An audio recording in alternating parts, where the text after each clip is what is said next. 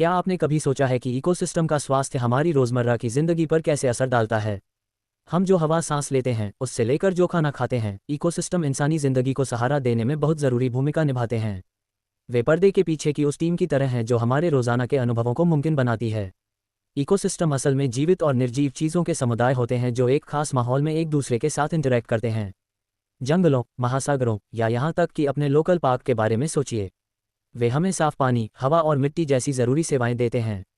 उनके बिना हमारी ज़िंदगी बहुत अलग होती। आइए खाने की बात करते हैं। हमारे कई पसंदीदा फल, सब्जियां और मेवे ऐसे इकोसिस्टम से आते हैं जिन्हें किसान और संरक्षणवादी ध्यान से मैनेज करते हैं। उदाहरण के लिए, मधुमक्खियां और दूसरे परागण करने वाले जीव हमारे खाए जाने वाले कई खाद्य पदार्थों के उत्पादन के लिए बहुत ज़रूरी हैं।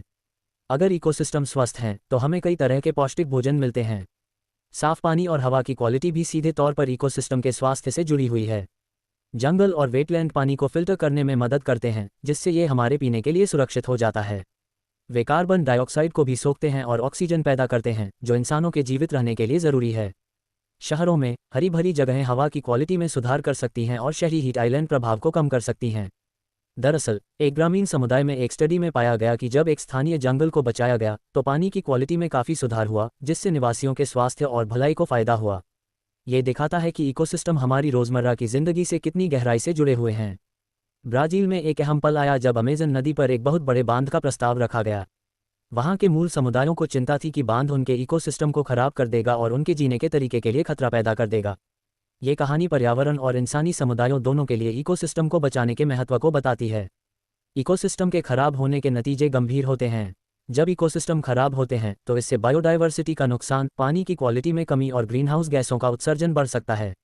इसका सीधा असर हमारे स्वास्थ्य, अर्थव्यवस्था और कुल मिलाकर हमारी भलाई पर पड़ सकता है। उदाहरण के लिए, कोरल रीफ के खराब होने से उन लोगों की आजीविका पर असर पड़ सकता है जो मछली पकड़ने और टूरिज्म पर निर्भर हैं। यह एक ऐसा असर है जो पूरी दुनिया में महसूस किया जा सकता है। स्थिति की गंभीरता को कम करके नहीं आंका जा सकता। जैसे जैसे हम इकोसिस्टम के महत्व पर सोचते हैं, ये साफ हो जाता है कि उनका स्वास्थ्य हमारे अपने स्वास्थ्य से गहराई से जुड़ा हुआ है। सवाल यह है कि हम सकारात्मक असर डालने के लिए क्या कर सकते हैं। आखिर में, इकोसिस्टम हमारी रोज़मर्रा की ज़िंदगी के अनजाने हीरो हैं। वे हमें ज़रूरी सर्विस देते हैं, हमारी भलाई में मदद करते हैं और हमें प्राकृतिक दुनिया से जोड़ते हैं। तो इकोसिस्टम और हमारी ज़िंदगी के बीच क्या बड़ा कनेक्शन है?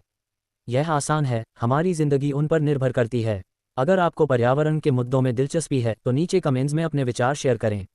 साथ ही ग्रह के साथ तालमेल बिठाकर जीने के और टिप्स के लिए सस्टेनेबल लिविंग पर हमारा वीडियो भी देखें।